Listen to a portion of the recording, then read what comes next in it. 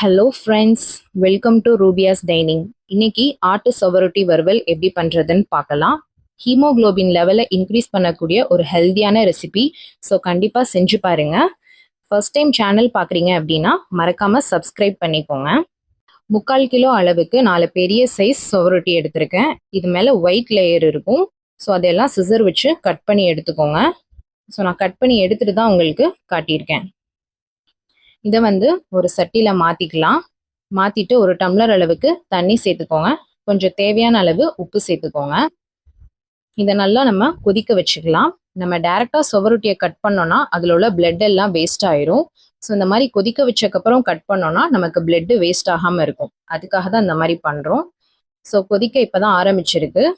இது ஒரு 1/4 மணி நேரம் நீங்கள் கொதிக்க வச்சிங்கன்னா கரெக்டாக இருக்கும். ஸோ அப்பப்போ இந்த மாதிரி திருப்பி விட்டுக்கோங்க கரண்டி வச்சு.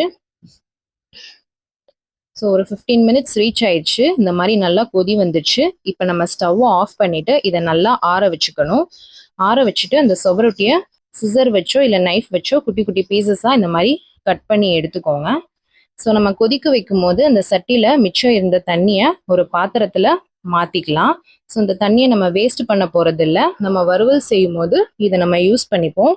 ஸோ இது ஒரு ஓரமாக இருக்கட்டும். இப்போ குக்கரில் 1/2 டேபிள் ஸ்பூன் அளவுக்கு எண்ணெய் சேர்த்துக்கோங்க. காஞ்ச மிளகா 3 கட் பண்ணி சேர்த்துருக்கேன். பெரிய வெங்காயம் பொடியாக நறுக்கி சேர்த்துக்கோங்க. நான் 4 பெரிய வெங்காயம் எடுத்திருக்கேன். ஸோ வெங்காயம் சேர்த்துட்டு நல்லா மிக்ஸ் பண்ணிக்கோங்க. இப்போ நம்ம கட் பண்ணி வச்சிருக்கிற இந்த சுவரொட்டியை இது கூட சேர்த்துக்கலாம். வெங்காயம் ஓரளவு வதங்கினா போதும். ஸோ சேர்த்துட்டு நல்லா மிக்ஸ் பண்ணிக்கோங்க.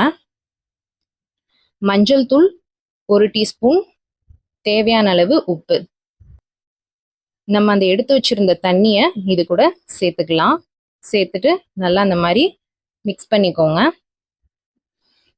மிளகு சீரகத்தூள் ஒரு 2லேருந்து 2.5 ஸ்பூன் அளவு சேர்த்துக்கலாம். சேர்த்துட்டு நல்லா மிக்ஸ் பண்ணிக்கோங்க. இப்போ ஒரு 5 விசில் விடணும். 5 விசில் விட்டதுக்கப்புறம் ஓப்பன் பண்ணி பாருங்க. நமக்கு வறுவல் ரெடி ஆயிடுச்சு. ஸோ இதை ஒரு பவுலில் நம்ம மாற்றிக்கலாம். நல்லா மிக்ஸ் பண்ணிவிட்டு இது ரொம்பவே ஒரு ஹெல்த்தியான ரெசிபி. குழந்தைங்கள்லேருந்து பெரியவங்க வரைக்கும் சாப்பிட்டா உடம்புக்கு ரொம்பவே நல்லது. ஸோ இந்த ரெசிபியை ட்ரை பண்ணி பார்த்துட்டு எப்படி இருக்குன்னு கமெண்ட் பண்ணுங்கள். மறக்காமல் சப்ஸ்கிரைப் பண்ணுங்கள், லைக் பண்ணுங்கள், ஷேர் பண்ணுங்கள். பாய்.